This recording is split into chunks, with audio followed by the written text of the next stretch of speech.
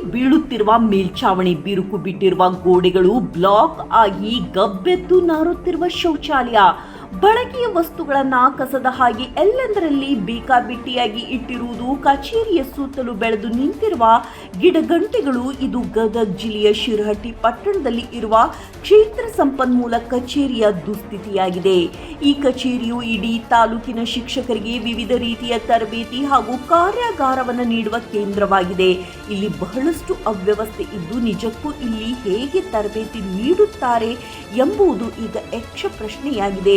ಇಲ್ಲಿನ ಕಚೇರಿಯ ಕಿಟಕಿಗಳಿಗೆ ಗಾಜು ಇಲ್ಲ. ಒಳಗಡೆ ಉಪಯೋಗಕ್ಕೆ ಬರುವ ವಸ್ತುಗಳನ್ನ ಇಟ್ಟಿಗೆಯೇ ಇಟ್ಟು ಧೂಳು ತಿಂದು ಸಂಪೂರ್ಣವಾಗಿ ಹಾಳಾಗಿವೆ.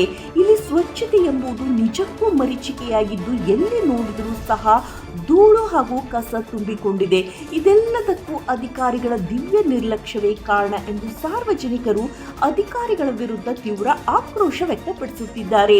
ಶಿಕ್ಷಕರಿಗೆ ತರಬೇತಿ ನೀಡುವ ಕ್ಷೇತ್ರ ಸಂಪನ್ಮೂಲ ಕಚೇರಿಯ ಕತೆ ಹೀಗೆ ಆದರೆ ಹೇಗೆ ಎಂದು ಪ್ರಜ್ಞಾವಂತ ನಾಗರಿಕರು ಪ್ರಶ್ನಿಸುವ ಮೂಲಕ ತೀವ್ರ ಕಳವಳ ವ್ಯಕ್ತಪಡಿಸುತ್ತಿದ್ದಾರೆ. ಒಟ್ಟಾರೆಯಾಗಿ ಕಣ್ಮುಚ್ಚಿ ಕುಳಿತಿರುವ ಅಧಿಕಾರಿಗಳು ಈಗಲಾದರೂ ಸಹ ಎಚ್ಚೆತ್ತುಕೊಳ್ಳುವ ಮೂಲಕ ಕಚೇರಿಯ ಅಯೋಮಯ ದುಸ್ಥಿತಿಯ ಬಗ್ಗೆ ಸೂಕ್ತ ಕ್ರಮ ಕೈಗೊಳ್ಳಬೇಕಾಗಿದೆ.